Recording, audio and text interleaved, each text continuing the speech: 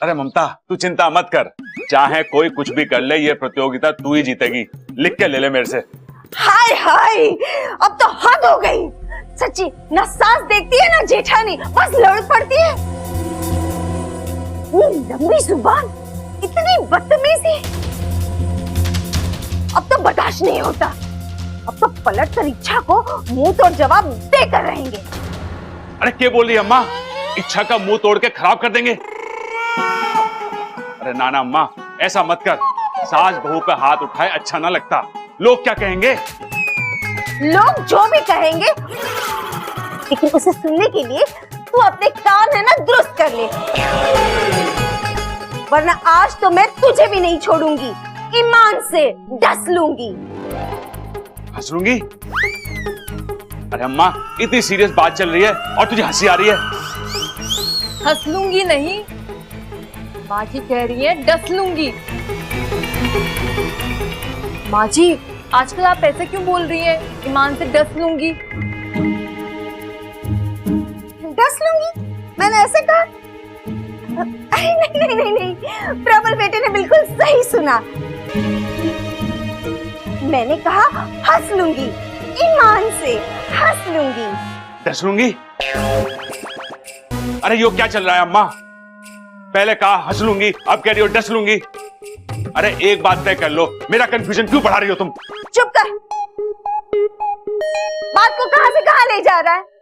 और ममता, मैंने तुझसे कहा था ना, शब्दों पर ध्यान मत दे, मतलब समझ। अब चल इच्छा को सबक सिखाते हैं। जी माँ जी, इसे मुंह तोड़ जवाब देकर आते हैं। चलो। अरे अम्मा रुको तो। आज हमें कोई नहीं रोक सकता। ओह, ये तो वाकई में इच्छा का मुंह तोड़ने पर तुले हुए हैं। उसके बाद तो वो किसी को मुंह दिखाने के लायक ही न रहेगी। अरे कैसे रोको इन्हें? हाँ, बबल से बात करता हूँ।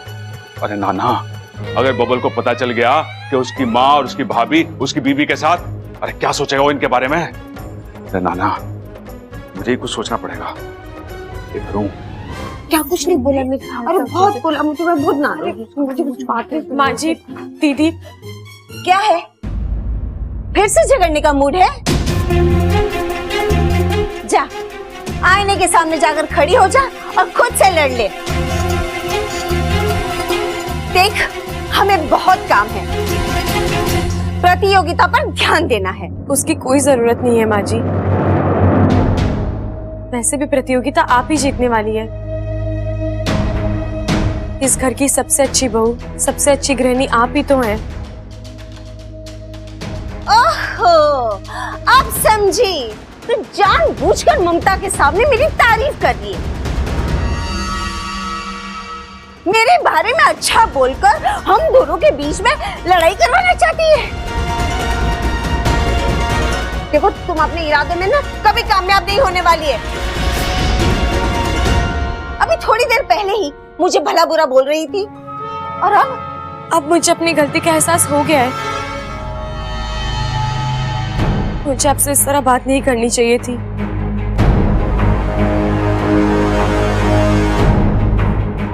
मुझे माफ कर दीजिए माँ जी। नहीं, माफी वाफी कुछ नहीं मिलेगी। तूने गलती की है, तुझे सजा मिलेगी। आप जो सजा देंगी मुझे मंजूर है। बस एक बार कह दीजिए आपने मुझे माफ किया। वो तो मैं सारी जिंदगी नहीं करूंगी। माँ जी, मैं क्या कह रही हूँ, इच्छा को माफ कर देना चाहिए।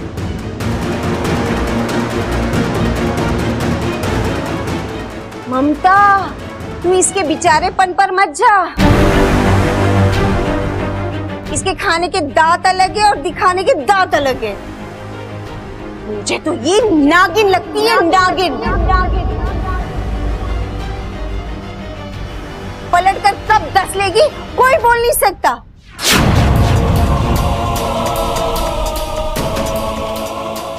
माँ जी, अब आप बेवजह बातों को तूल दे रही है। इच्छा ने माफी मांग ली है, हमें भी इसे माफ कर देना चाहिए। बात खत्म। आखिर हम प्रतिस्पर्धी है, दुश्मन नहीं। देख इच्छा, तेरा दिल कितना साफ है कितना नहीं तू जाने, लेकिन हमने तुझे दिल से माफ कर दिया। ऐसी गलती फिर से मत करना। कहीं ये सुरसुरी तो नहीं? माँ जी, अब आप भी इसे माफ कर दो ना।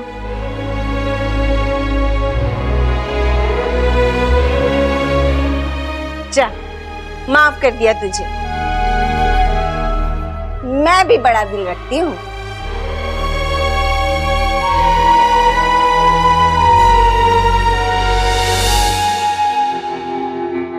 नहीं नहीं, ये सुरसुरी नहीं हो सकती। सुरसुरी होती तो झगड़ा मिटने नहीं देती और भड़काती।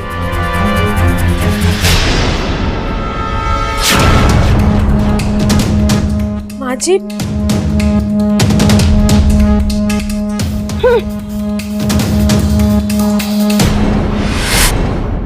इसका मतलब जो ममता दीदी के साथ थी वो सुरसुरी थी।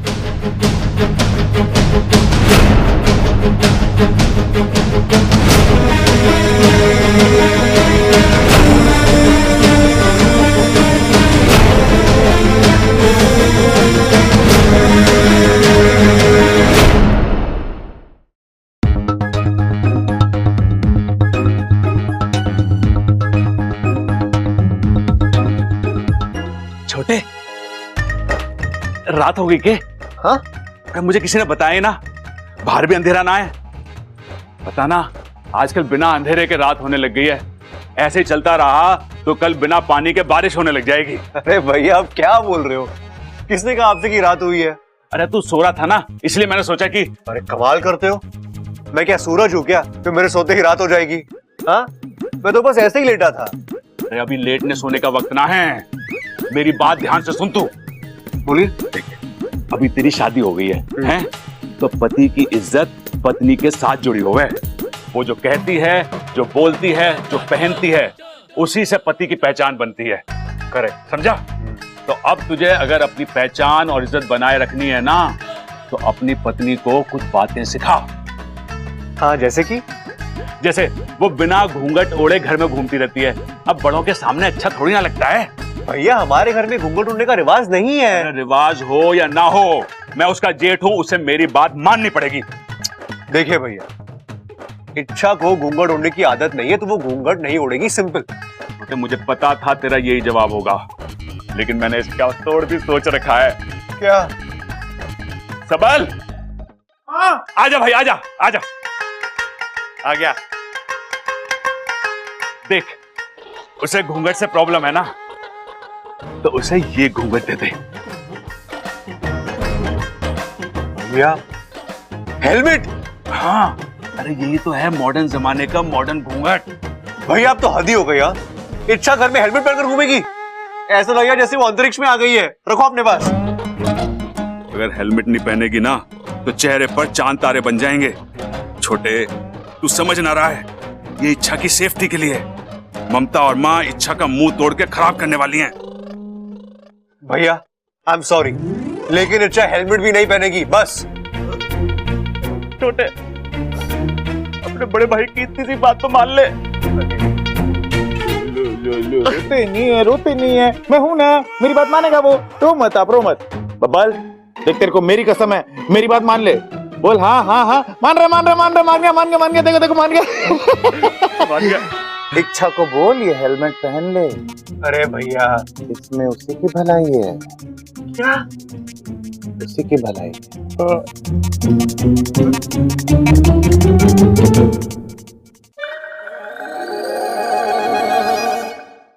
अम्मा जी, हमें इतनी जल्दी जल्दी में बुला लिया, कुछ काम था?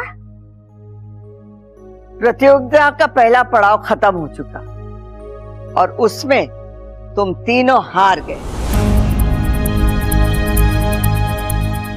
इच्छा से खाना बिगड़ गया, ममता के धुले कपड़े गंदे थे,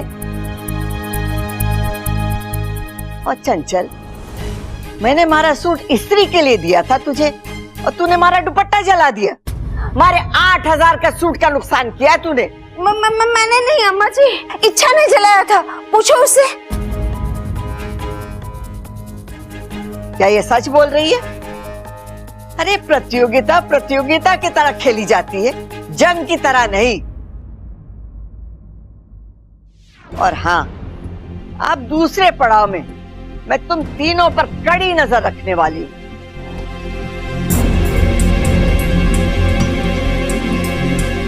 क्योंकि दूसरा पड़ाव हमारे लिए बहुत खास है। आपके लिए ऐसा क्या खास है इस पड़ाव में? इस पड़ाव में हमारे घर मेहमान आने वाला है। कौन आने वाला है दादी जी? अरे हमारी दूर की बहन है मिथिला।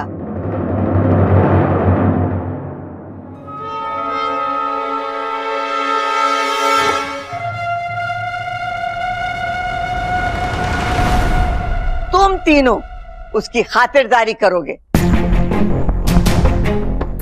और हाँ, अपनी आपसी अनबन मेहमान के सामने ना आए। अरे घर की इज्जत का सवाल है, अगर ऐसा हुआ तो। नहीं दादी, ऐसा नहीं होगा। हम ऐसा होने नहीं देंगे। मेहमान आ रहे हैं, ऐसी खातिरदारी होगी कि इच्छा इस घर से बाहर। हाँ इच्छा, मैं तुझे इस घर से बाहर निकाल के ही दम लूंगी। ईमान से डस। एक और परीक्षा। सुरसुरी अब तक घर वालों को हथियार बना रही थी और अब मेहमानों को हथियार बनाएगी। चल इच्छा, तैयार हो जा, तेरी अच्छी खासी कसरत होने वाली है।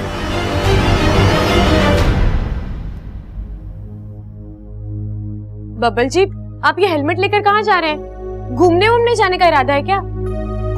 लेकिन बबल जी, अब इतना वक्त नहीं है मेरे पास, घर में बहुत काम पड़ा है।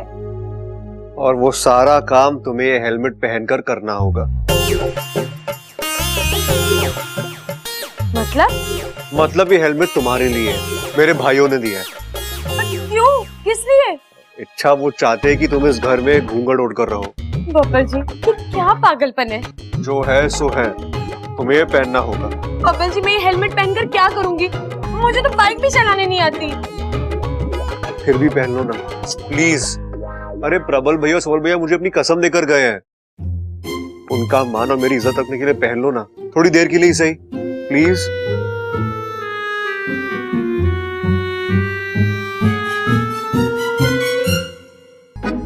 मेरा तो सर चकरा गया है। प्रॉब्लम्स खत्म होने का नाम ही नहीं ले रहे। एक खत्म होता है कि दूसरा हाजिर। प्रबल भैया और सबल भैया को ये हेलमेट पहनाने की कहां से सूझी? मैं सच कह रहा हूं पिताजी, अम्मा और ममता इच्छा का मुंह तोड़ने वाली हैं। हम चाहते हैं कि हाथापाई की नौबत ना आए, इसलिए आप एक बार अम्मा से बात। अरे एक बार क्या, 10 बार बात करूंगा। ये कोई तरीका है प्रतियोगिता खेलने का? ना उम्र का लिहाज, ना रिश्तों का, बचकानी हरकतों पर उतर आई है। छोड़ूंगा नहीं इसको, आने दो आज। चंचल, यो सब क्या सुन रहा हूँ?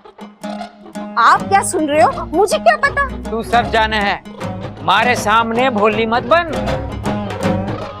तू जो करने जा रही है ना, यो ठीक ना है। आय हाय, मैं क्या करने जा रही हूँ? अपनी छोटी बहू पर अत्याचार। अचार? अरे अचार कहां से आ गया? वो बात तो कल ही टल गई थी, अभी तो अत्याचार की बात हो रही है।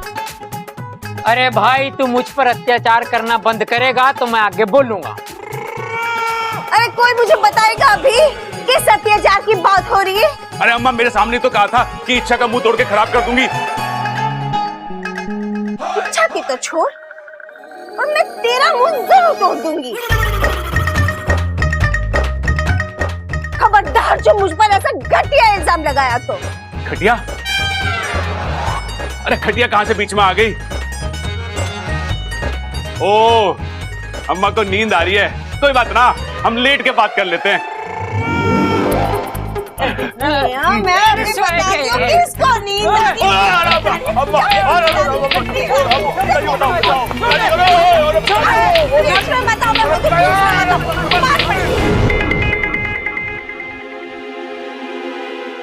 अच्छा,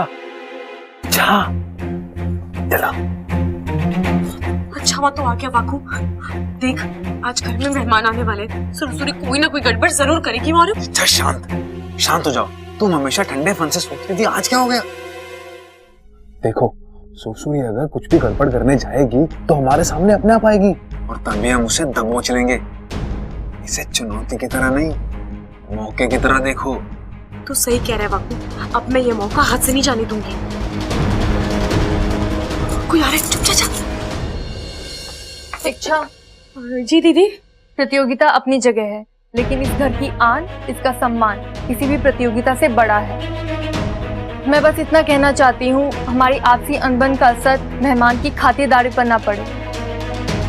मैं अभी पकौड़े और मटरी बनाने जा रही हूँ। हमने तेरा खाना बिगाड़ा था, लेकिन अब तू मेरा खाना बिगाड़ने की कोशिश मत करना, ठीक है? जी दीदी।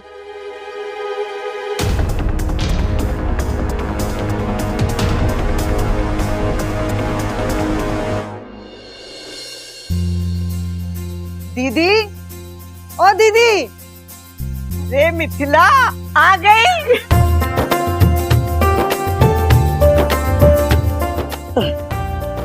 कैसी है? हरा आशीर्वाद है दीदी।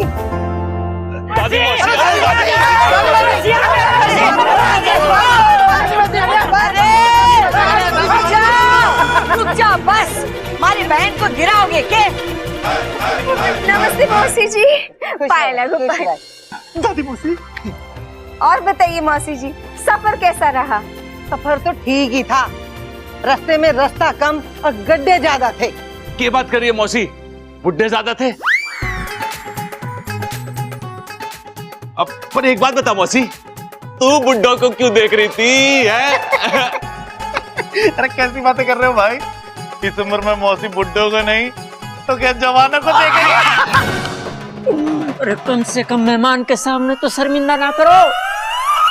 अरे बुड्ढों की नहीं, मौसी गड्ढों की बात कर रही है। इच्छा, हमारी बहन आ गई, जल्दी से नाश्ता लेकर आ। अच्छा मौसी,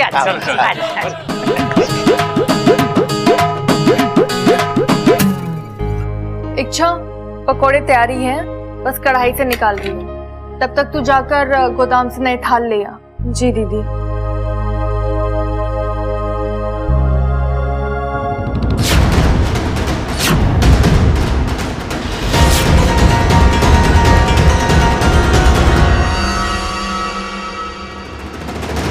ये तो पक्का सुरसुरी होगी।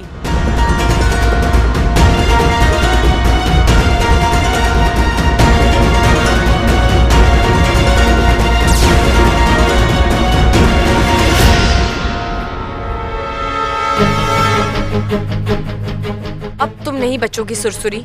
ये फंदा कोई साधारण फंदा नहीं है। ये जब किसी इच्छाधारी नागिन के गले में पड़ता है तो वो अपने असली रूप में आ ही जाती है। अब तुम चाहे ममता दीदी बनो या चाहे कुछ और, ये फंदा तुम्हें तुम्हारे असली रूप में ले ही आएगा और अगले कुछ ही पलों में तुम मेरे गिरफ्त में होगी।